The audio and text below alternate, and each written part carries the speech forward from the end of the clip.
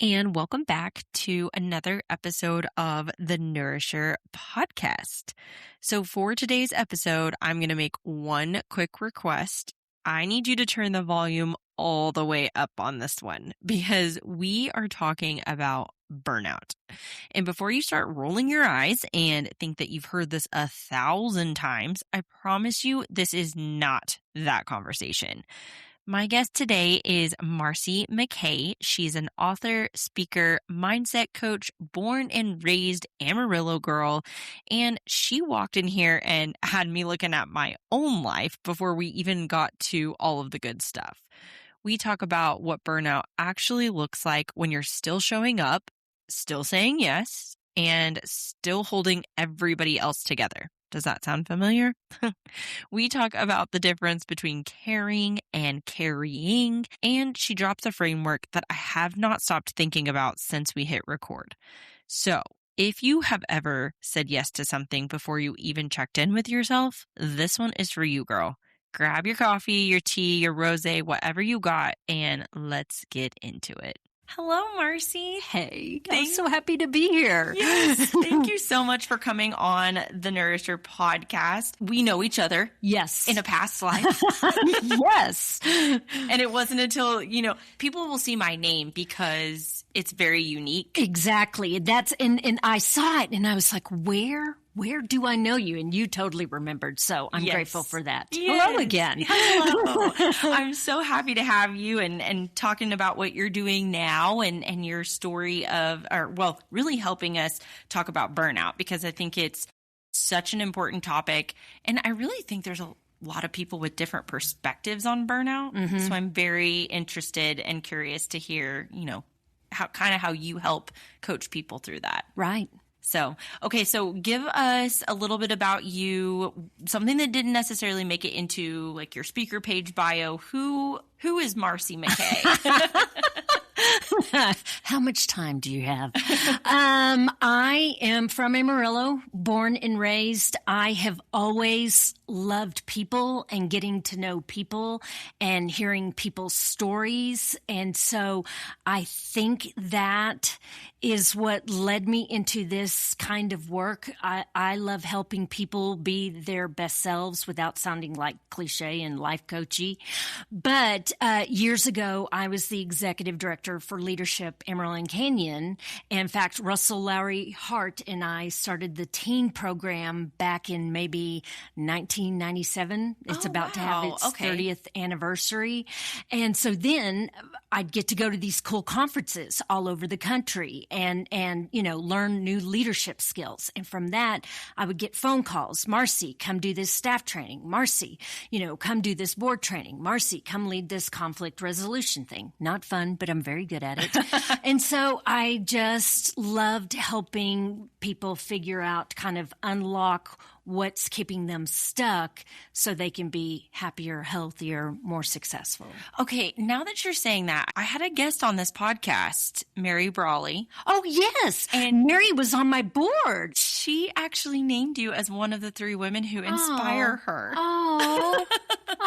And it was through Leadership Amarillo. She raved about you. Oh, that's so sweet. I'll have to go back and listen to it. But yeah, I remember she and I had a little sidebar about this a couple years ago because she seemed dumbfounded that I picked her to be on my board and I picked her to go to one of these awesome conferences. And I was like, Mary, you're awesome. And so that's the other thing. I wish I could make a magical pair of glasses so we see ourselves the way others see us. Because for me with Mary, I was like, duh, and so, but that's really sweet. Thank you for sharing that. Oh, of course. Yeah, no, I completely agree with you. I feel like we all need to walk around, and every time we're having a down day or a day where we're feeling or having imposter syndrome. Right. We need to just put those glasses on. Yeah. Absolutely. Okay, so you got into writing and public speaking just because people were asking for it? Or? Well, it really began with Leadership Amarillo. I became adept at, getting up and doing my little dog and pony show for Leadership Amarillo, and I loved it, and I was like, this is really fun, and I love the impact that public speaking speaking gives you because, well, it's like your podcast. You're helping many people. It's one to many. And I love that. In writing, I've always been a writer. When I'm confused, which is often, writing helps me make sense of my feelings and the wider world. Oh, okay. I love that. Yeah. And you're published. I Yes. am. Okay. I am. How many books have you written? I've written 2 novels. I actually have a novel that was born in Llano Cemetery, like the historic cemetery here. And it's about a little homeless girl who, quote, quote, lives beneath the warrior angel statue, Archangel Michael. She and her mom are homeless, and they feel safer living at the cemetery because people think hobgoblins live at the cemetery, so no one bothers them at night. And this little girl, the book opens, she wakes up and her mother's missing, so she has to brave the big bad world alone to find out what happened to her mom. That one's called Pennies from Burger Heaven, and it gets compared to the Lovely Bones room and Where the Crawdads Sing. Yeah. Because it's sort of a darker story told through the eyes of a child. Okay. Yeah. And it has like over 900 Amazon reviews. Yeah. And then there's a sequel to it. And I need to write a 3rd book, but quarantine life killed part of my brain.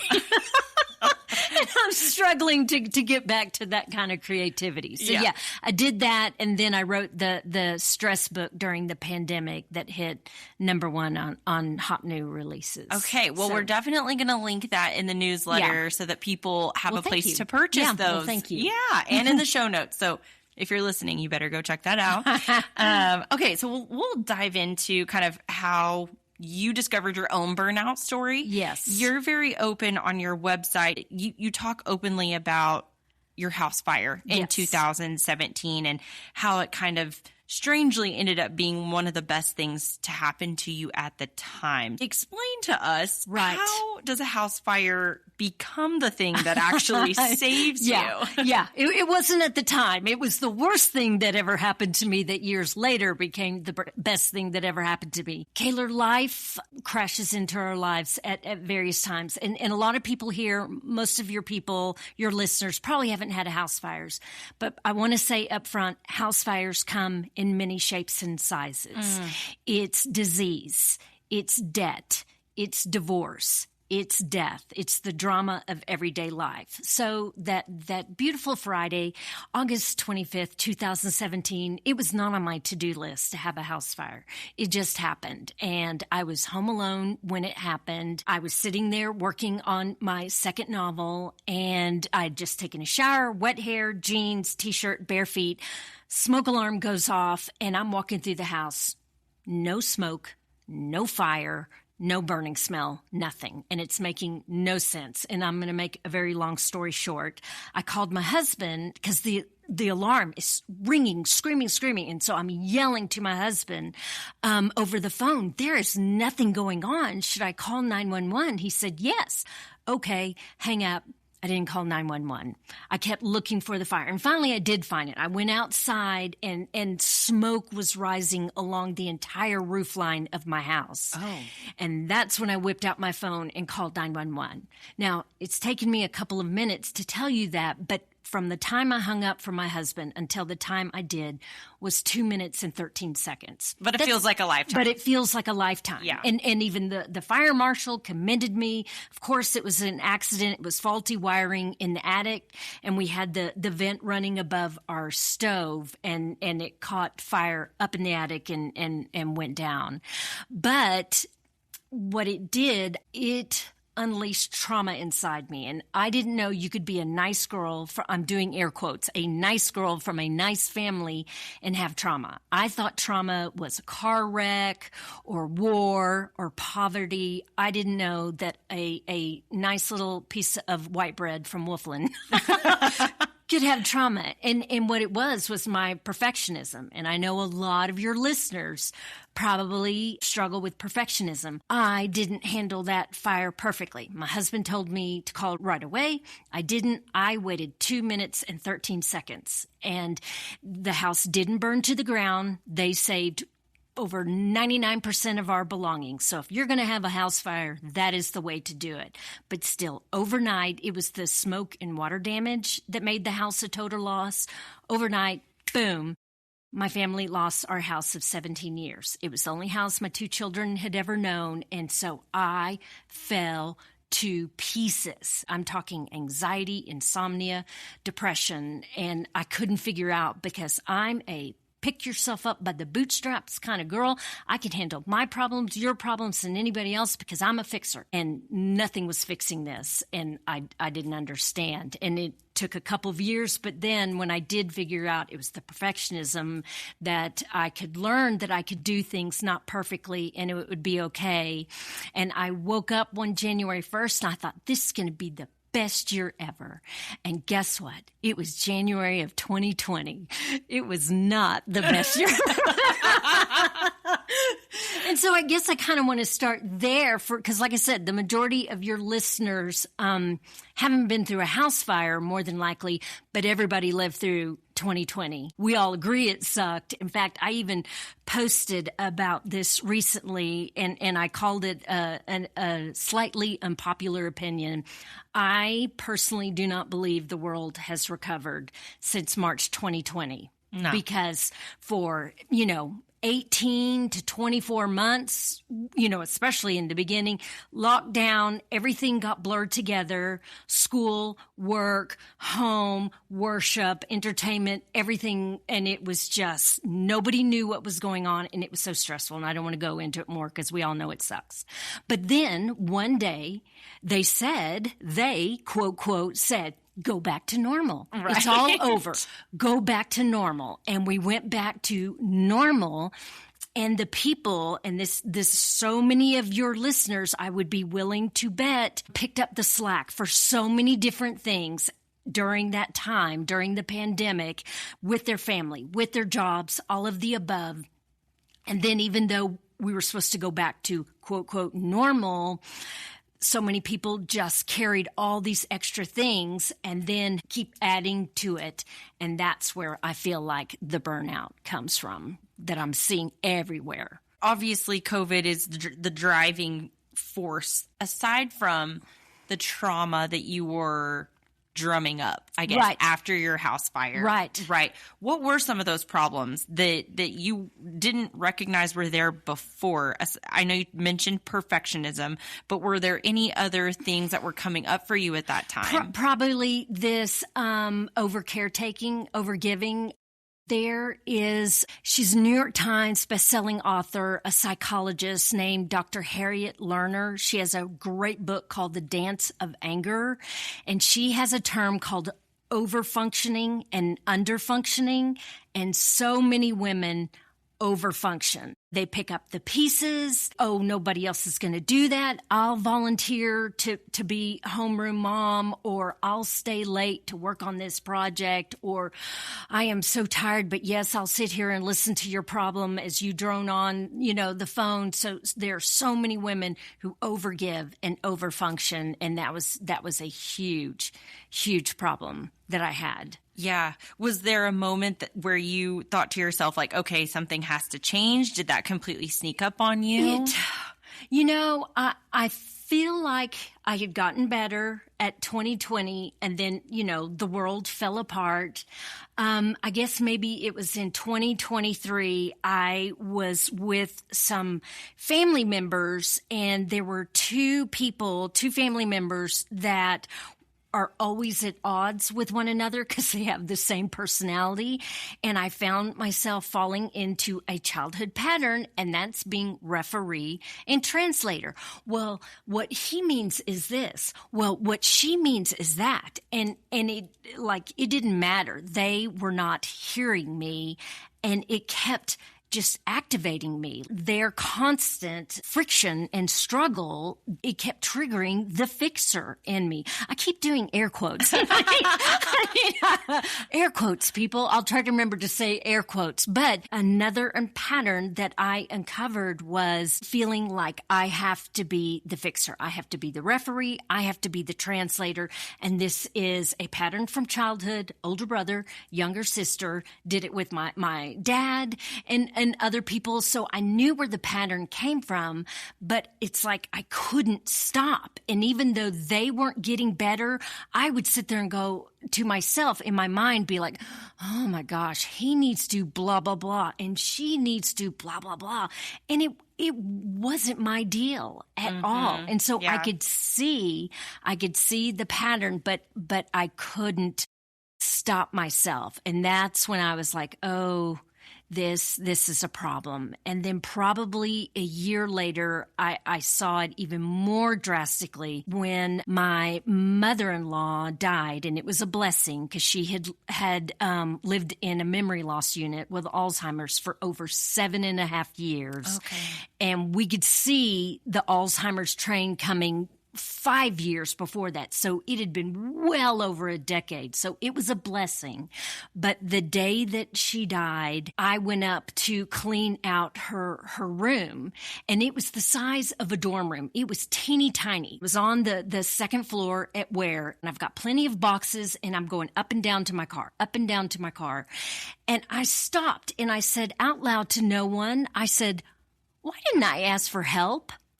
Yeah. Why didn't I ask for help? I mean, I can list you 10 girlfriends right now who would have been like, yeah, I'll meet you there at lunch, or let's do it after work, or can it wait till tomorrow? It never even crossed my mind to ask for help. And I was like, okay, this is a problem. Okay, Marcy.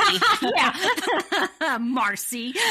No, I think you bring up a very, very good point. I've found myself in those moments also. Right. I just set up for an event and I was dragging tables. Right. And my hair by the time the event started was flat. Oh, I was sweating. Yeah. And I'm like, Yeah. Everyone just said, why did you call it? Exactly. And that's what I didn't even make a conscious effort of going, oh no, I don't want to bother Sarah or Lily or Lexa. It never even crossed my mind. Yeah.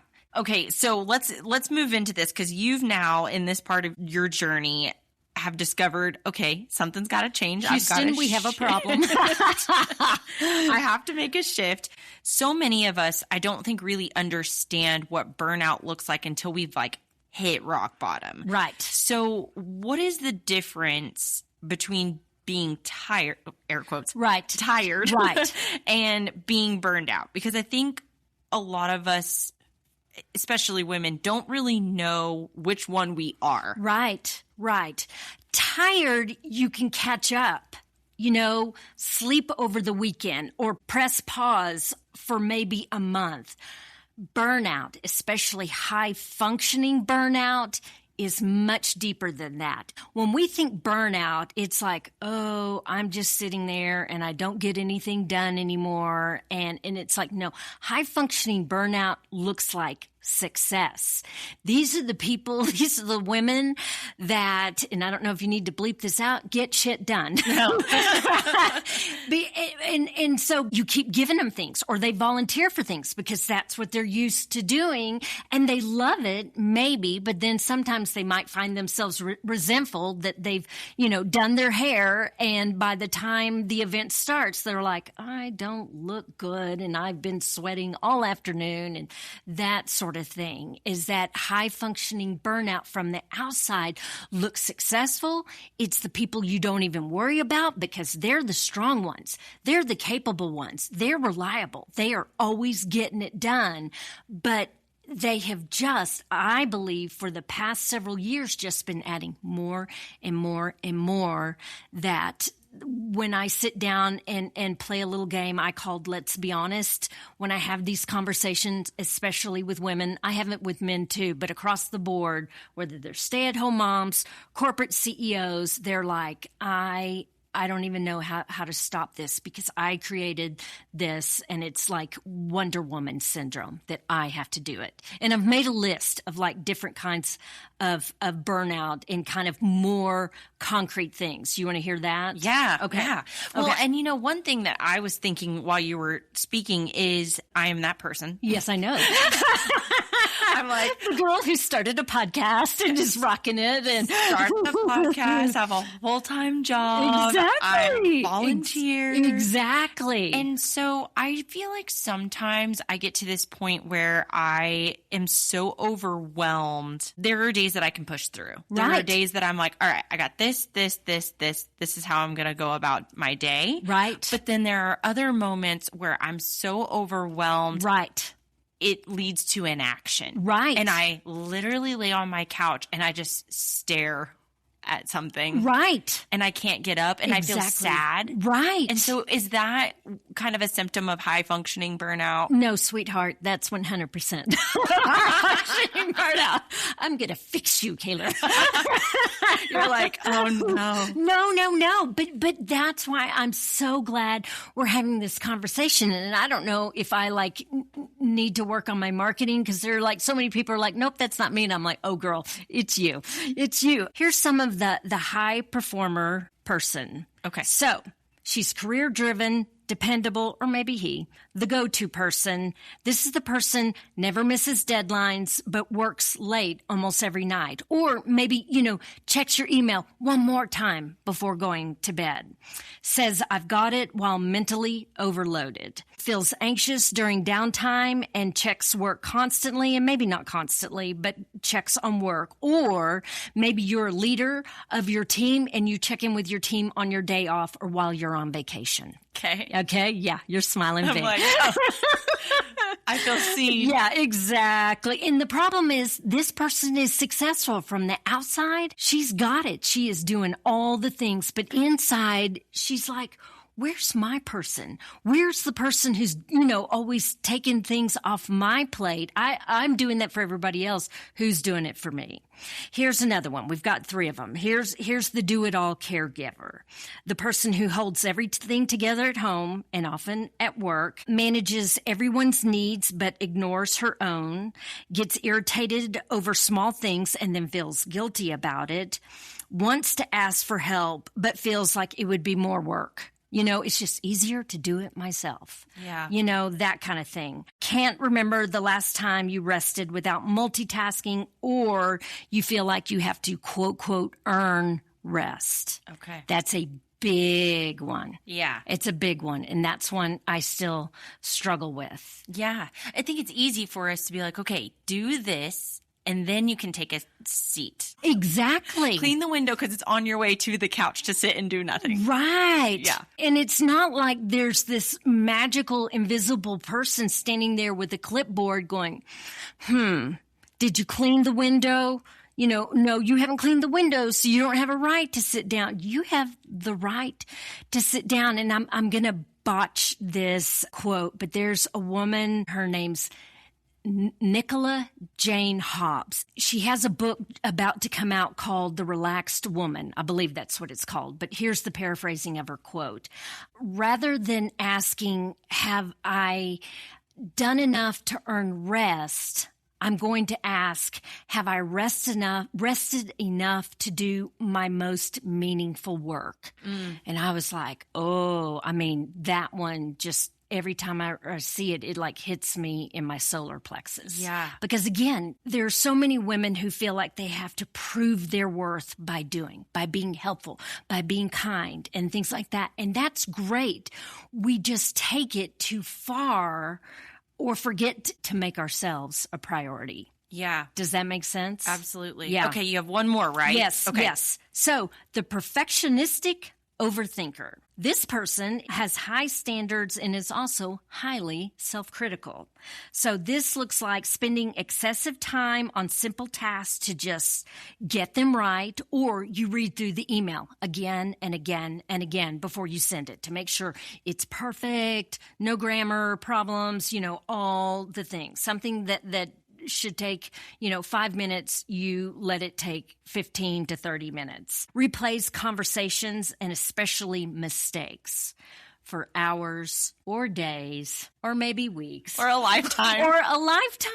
Or a lifetime. Procrastinates because everything feels overwhelming. And that's a perfect example of you talking about at home because you're not on, when it's just you. And again, this is a childhood pattern. My dad used to travel a lot and my mom was a stay-at-home mom.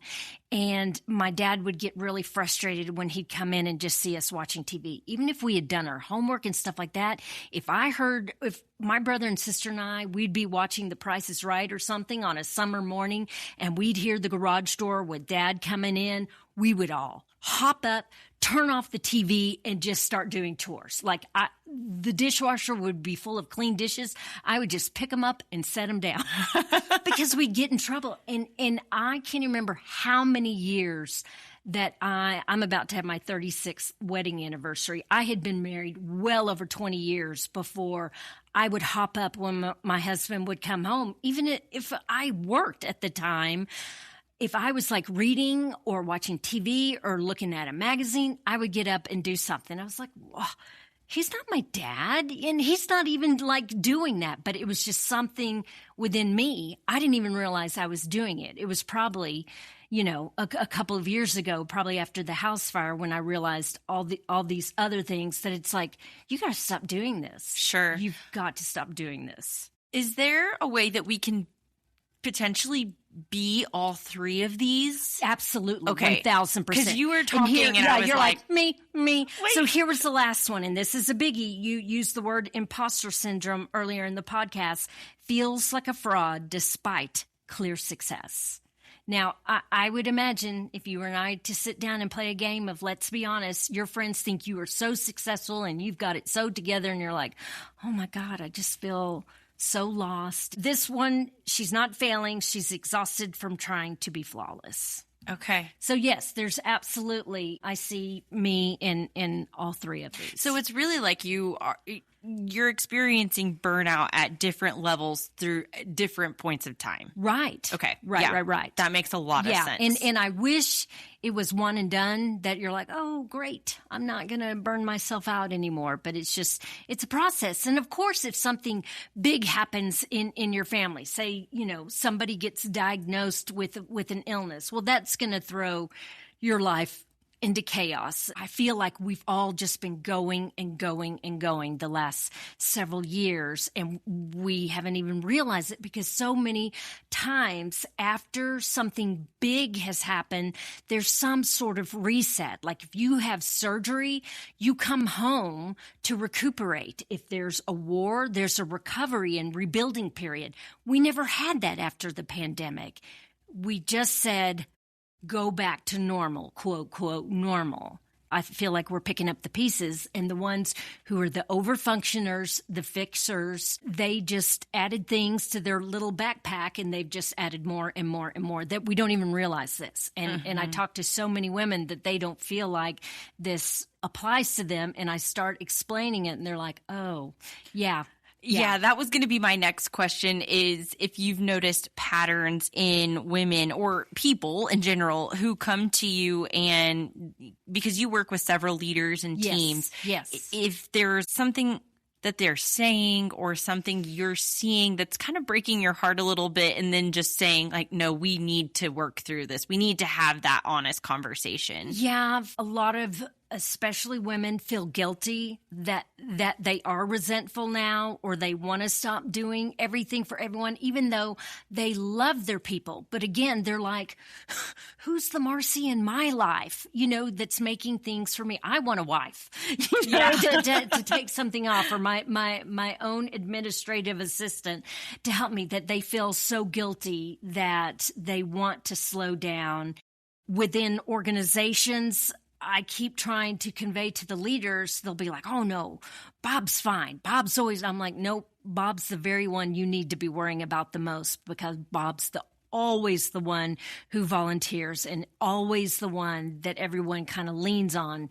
Believe me, even if Bob's not saying it, Bob would love to learn some tools that he's not being his own worst enemy. I feel like, too, for myself, this is really the only person I have to reference, but I will go through periods of time where I'm like, okay, I am burning myself out, right, and I am getting to a point where I cannot do it all anymore. Right. So let me just take some things off of my plate. Yes. Right. Yes. And then I'll do that for a little bit, and right, then some of my favorite people will ask me to do something, and I'm like, yeah, yes, yeah, I'll do it for you. So what does it really mean, I think, or look like for us to carry less without caring less? Because I know you say that. So yep, you love that, and it's so good.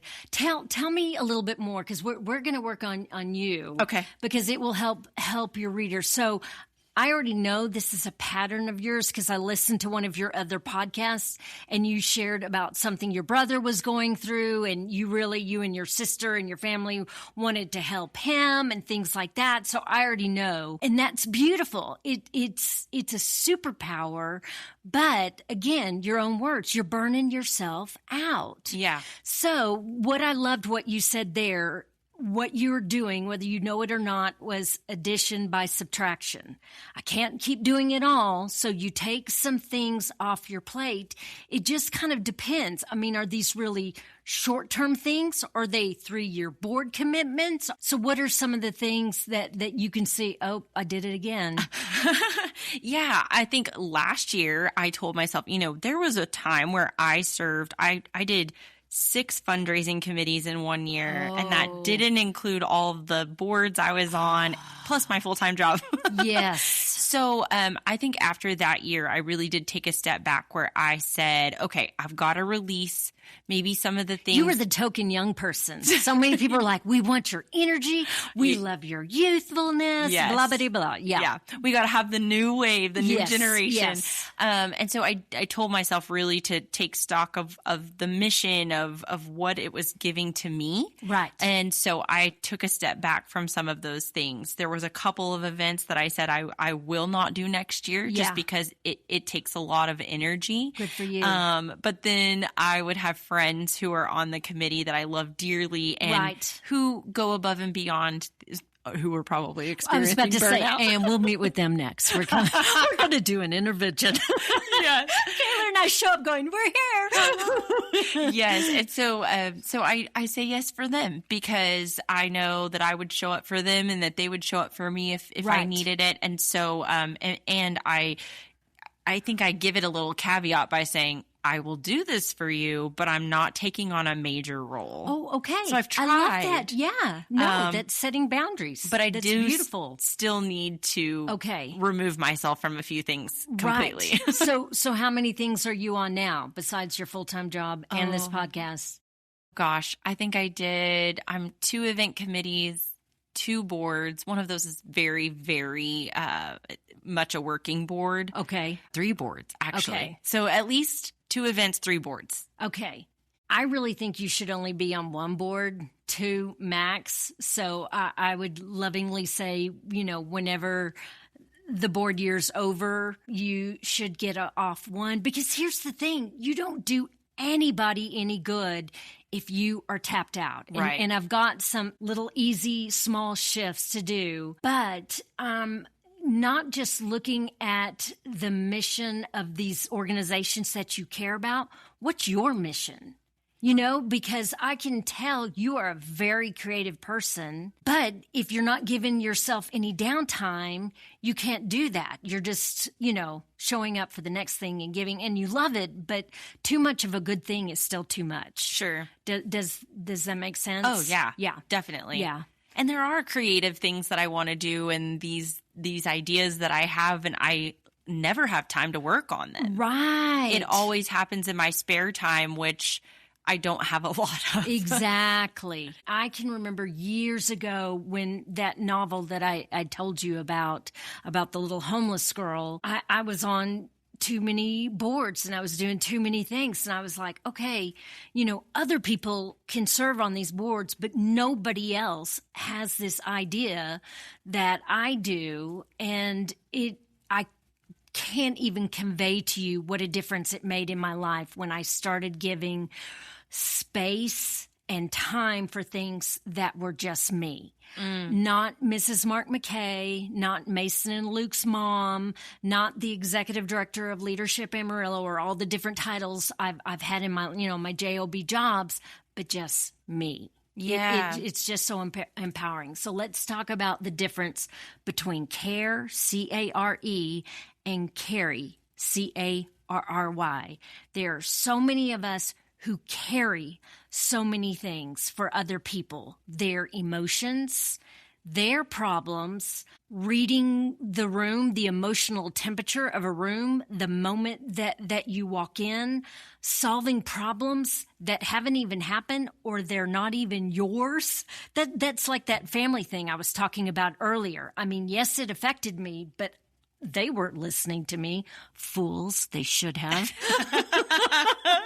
But you know what I'm saying? Care, C-A-R-E, is having room and space and time and energy to pour into the people and the things you love. C-A-R-R-Y is a weight. It can feel like a burden because you're doing it often out of a pattern, that it's something you've done for years, if not your entire life. I did a workshop about burnout called The Strong Ones Are Tired last month, and a woman actually reached out to me this past week who attended, and she said, I have a Post-it everywhere. It's by my laptop. I've got one in my car, one on my nightstand by my bed. What do I want to care about and not just carry? C-A-R-R-Y. Because she said she was like, every time I saw those little Post-its in those places, it was like, oh, I'm doing it again. I'm getting involved in this fight between, two coworkers that have nothing to do with me, but they're always fighting and I'm playing the referee, or what's going on in the wider world. Yes, do whatever you feel called to do, but you can't fix things that are so beyond your control. Yeah. And so it's just a reminder, but that's hard because we C-A-R-E, we care about our people and so many things, but we can take it to extreme that we don't have room for ourselves or the people and things that we really love, and want to pour into. Yeah, that's such a good point. And I think these events that I say yes to, even if they are for people that I care about, yes, the task itself is something that I have to carry. And once C-A-R-R-Y. Once I get to the event, I'm like, oh. Right. And that right there, your body is telling you, I don't want to do this next year. So, if this is just however long, months, a year long, whatever, that's your thing to say, oh, I love you so much. But these girlfriends, you can go to lunch with them. You can go to coffee with them. You can go have wine with them. You don't have to serve on this committee every single year to prove your love to them. And I promise you, you will empower them to do the same sort of audit in their life. Yeah. Oh, I love that so much. Woo! Okay. So you work with all kinds of people, and right. I'm sure you encounter several that are really in the thick of burnout who might yes. not realize it. You kind of did a little bit with me here today, but what is the first thing that you actually tell them or have them reflect on when they're in that stage of their burnout? The first thing you have to do is get off autopilot. There are so many things we do without even really thinking about it. Like, have you ever driven someplace, gotten to your destination, and you think, I don't remember driving here. Yeah. Like, I haven't had too much to drink. It's not that. That is being on autopilot. You're just kind of going through the motions. You're the one who always raises your hand and say, I will do this, or you say yes before you've even checked in with yourself. Do I really want to do this event? Again, that sort of thing. Start paying more attention to how you feel. Like, set an alarm for just 3 days. You can do anything for 3 days, morning, noon, and night. So first thing in the morning, how do you want to feel today? Like, what do you want to spend your time on? And I realize that, with jobs and things like that, you can't walk into your boss and say, I don't feel like turning in my receipts. I just want to get paid, and I'm going to tell you the amount I think you owe me. Yeah. We all have to do, I think it may be Anne Lamont that talks about everybody has to eat a shit sandwich. Yeah. There are always jobs that there are things you don't want to have to do, but just morning, noon, and night, how do I feel? Am I overwhelmed? I think I realized in my house fire in 2017, I had been living so much of my life on autopilot. I worked, I was a good mom, I tried to be a good wife, all the things, but really, what do I want? Peel away the labels. Wife, mom, worker, friend, daughter, all that. What do I want? So that's number one. Number two is to lower the bar. Try to do at least one thing every day slower. Drink your coffee without scrolling on Instagram or listening to a podcast. Just drink your coffee outside and, look at the sunrise or something like that. We feel like we always have to be doing something, learning something, or just not being alone with our thoughts. Send an email without, reading over it 10 different times. I'll let you read over it once. Okay. And then press send. Let something at home just be good enough. Maybe your husband loads the dishwasher like an anarchist. You're like, oh my God, sweetheart, how can you think that's how the dishes are supposed to go? Cool. They'll still get clean. And if they don't, teach him how to do it. But it's like, how many times have you ever reloaded the dishwasher? Several times. Okay. So just let it go. Yeah. I mean, again, who's going to come down from heaven and say, good for you. You reloaded that dishwasher like a boss. That's a good point. Stop fixing things that aren't actually broken. If it's an argument or kerfuffle with some coworkers or your in-laws or your cousins or whatever, let them. You don't always have to be the fixer of everything, not my circus, not my monkeys. And here's another example. I'm going to come back, but I'm thinking of a client of mine, stay-at-home mom. She has 3 kids, 7 and under. 2 of them are in school full-time. One of them goes to Mother's Day out twice a week. And so she is full-time mom. She just wants some time to herself. So her husband goes to sleep early. Kids go to sleep early.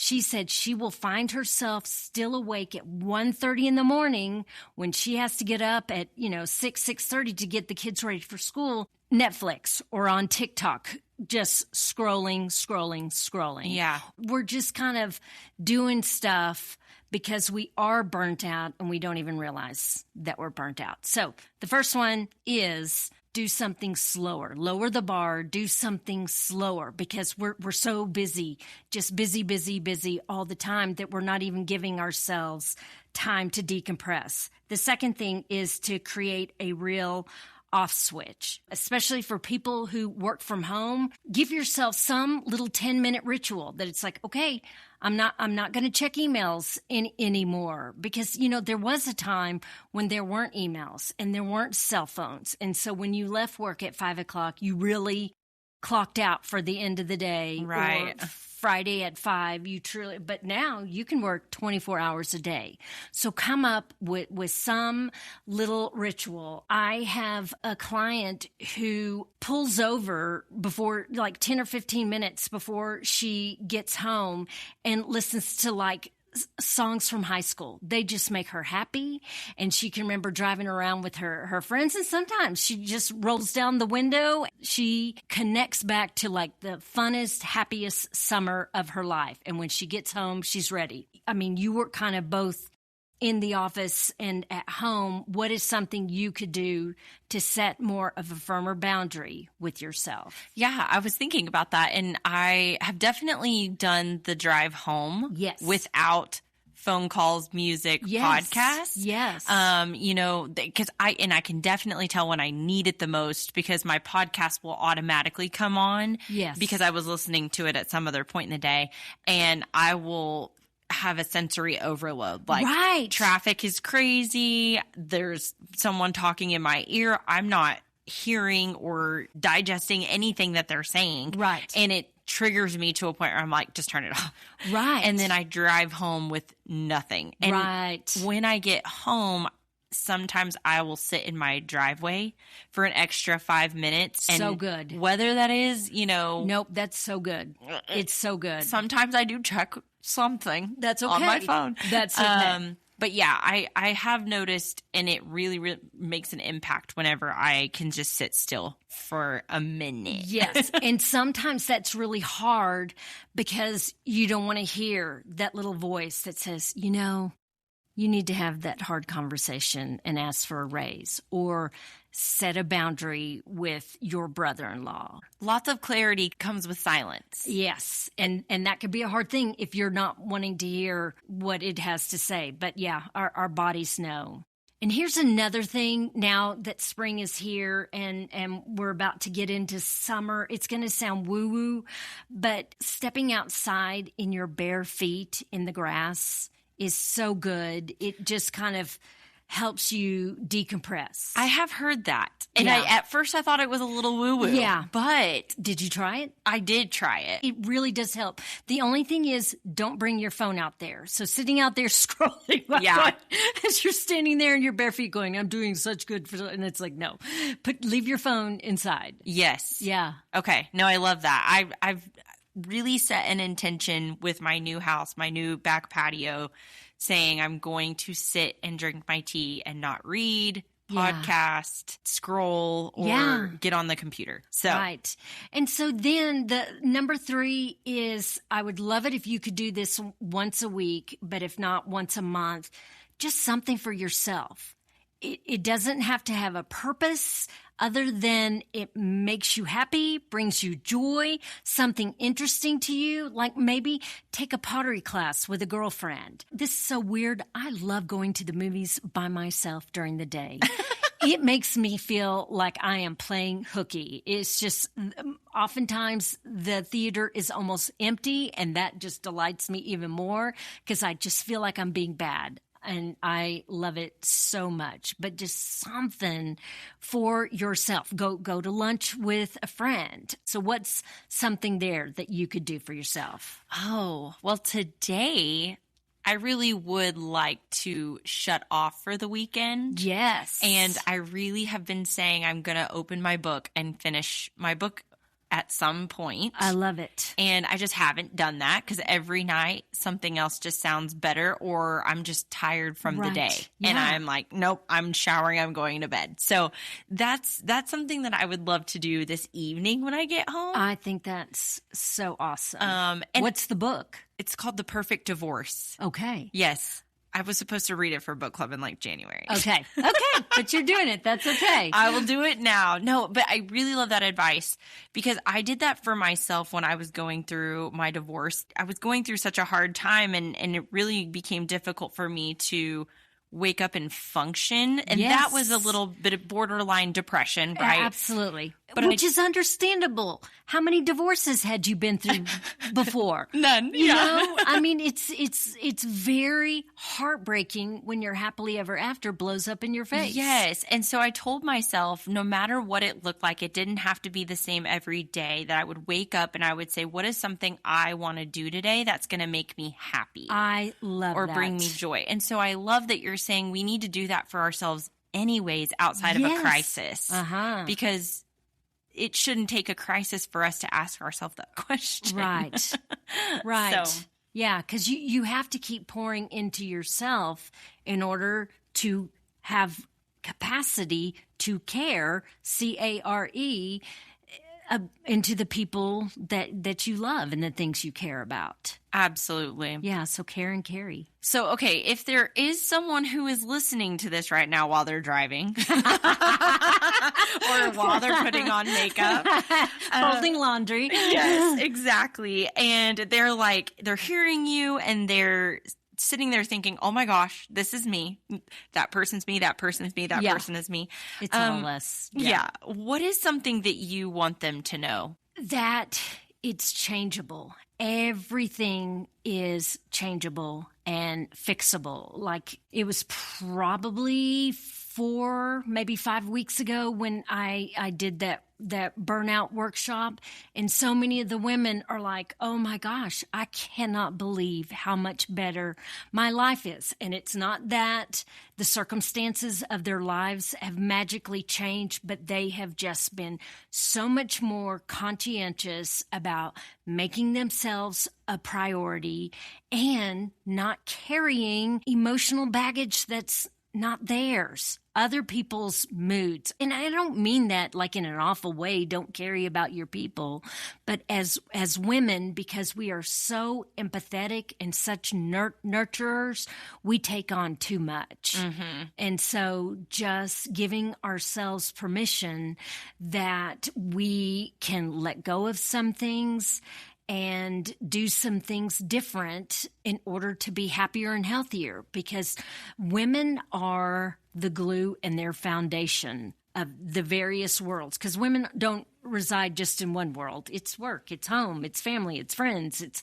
all the different things. And so we're all interconnected. So the better that you're doing, you can help other people and they'll see you, and that gives them permission to. And so it's just like we're all interconnected, but everything, no matter what the circumstance, and I'm not going to say it's simple, but it is not easy.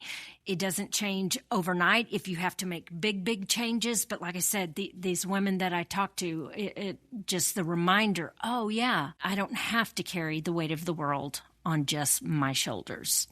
Yeah. I feel like we could sit here and just dissect all of my problems at least. I would love it for hours. But I really appreciate, all of your insight and giving us a little piece of what you help others work through. So thank you for all of that and for sharing your personal journey. Oh, well, thank you. Well, I'm just one of those people, whenever I find a new recipe that's great, when I've read a great book, I'm like, oh my gosh, I got to tell everybody. And especially if I can help people. I feel like I walked into so many walls and so many closed doors trying to figure out what was going on, that now that I have, and not, I do not have it all figured out by any means, that I'm like, oh my God, I see so many people struggling with this. I just want them to know so they don't have to suffer alone and as long as I did. Yeah. So, and we'll, at the end, I want you to tell people where to follow you, but we have 2 questions that every guest answers. Yay. Okay, so the first question is, what is one thing that most people may not know about Marcy McKay? This may sound bonkers, but I am deeply introverted. Like, I love this. I love talking to people. I can hop up on a stage and do a keynote to, 500, 1,000 people. But to recharge my battery, I have to be alone. And I'm really introverted. Okay. Yeah, I know. Isn't that cuckoo? That is wild. I would have never guessed. I know. I feel that a little bit though, because I feel as if I'm always having to be on with my job and all of the things I'm involved in. And sometimes it is like I've been forced to be alone for the past week, like no husband at home, everyone's busy. And it's weird how much I just feel like, okay, I can wake up and kind of take on the next day. Yeah. And not feel so exhausted. Exactly. No, I almost feel like a rechargeable flashlight that I can shine. But then like I'll be at a party and I will be like, I have to leave now. I am just like all peopled out. Can't have one more conversation, must go now. Yeah. Okay.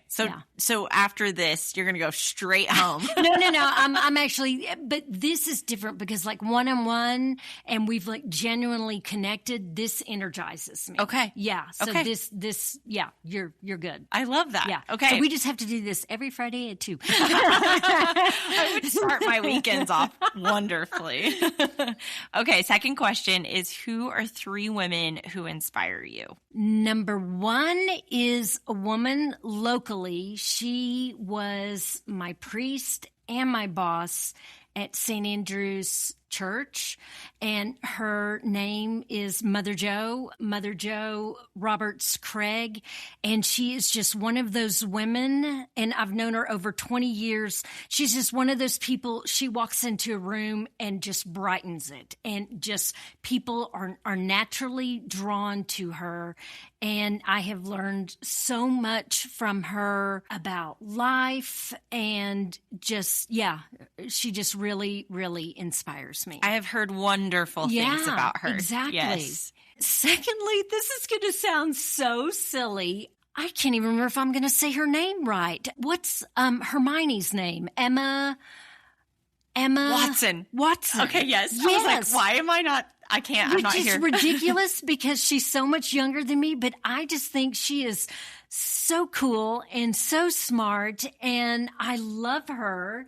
And I had a third one, and I've totally forgotten it. You know what?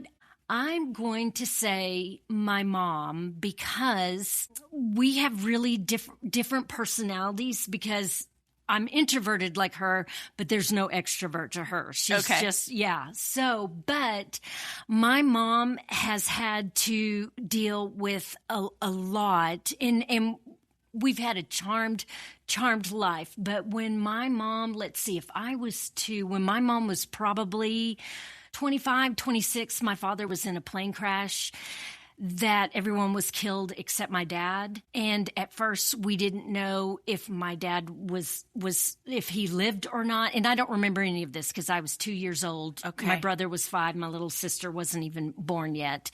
And, then we didn't know if he would ever walk again.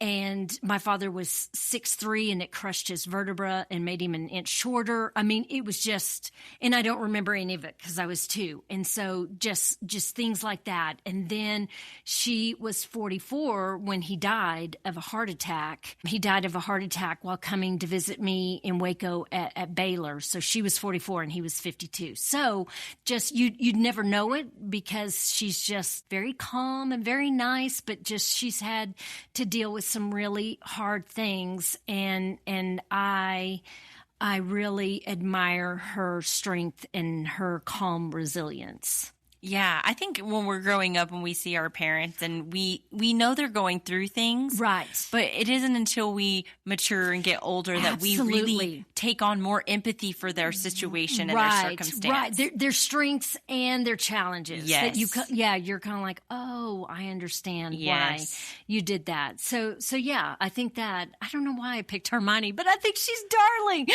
I love that.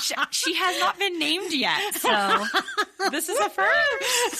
I love that. No, what a great list. And I think, doesn't Emma Watson have she's one of those ones that has a degree and yes. Okay. Yeah. She took time out. I want to say she went to Oxford in England, and she's very bright and very inquisitive. And I think she has handled fame beautifully, because how weird to be, 9 or 10 when they started doing the Harry Potter movies. And so literally growing up in the public eye, but then talking about how weird fame is and trying to sort of decide who she really is, and not just this famous person. So I don't know why I say that, because I'm not a famous person.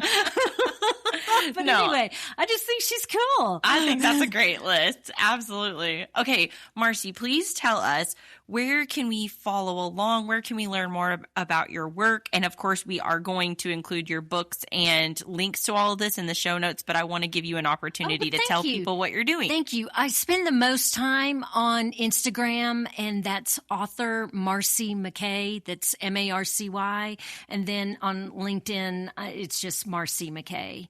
And I'm never on Facebook anymore. The pandemic ran Facebook for me. Yeah. If it weren't for my job, I would not be on Facebook exactly at all. So that's the two things. So yeah. But anyway, this has been so fun. Yes, thank you. I am so glad we got to connect again. And, and you've already given me so many tools to really walk away with. And I hope more people will reach out to you and take your words of advice and really, really put them into action. Yeah. Well, thank you. Okay. Can we just take a second? Because Marcy, I mean, come on. I walked away from that conversation with actual things that I'm going to do differently, and I hope that you did too. If this episode hit home for you, share it with a girlfriend who needs to hear it. You know, the one that's been running on empty, probably won't admit it. Yeah, send it to her. That's what we're here for, because that is what the Nourisher is really all about. None of us should be doing this alone, and we absolutely do not have to. And if you're feeling generous today, I would love if you'd leave us a review. It really means the world to me and to our listeners and our guests, and it helps more women find this little corner of the internet where we are keeping it real. So thank you so much for being here and for listening again. And until next time, stay strong, stay connected, and keep growing.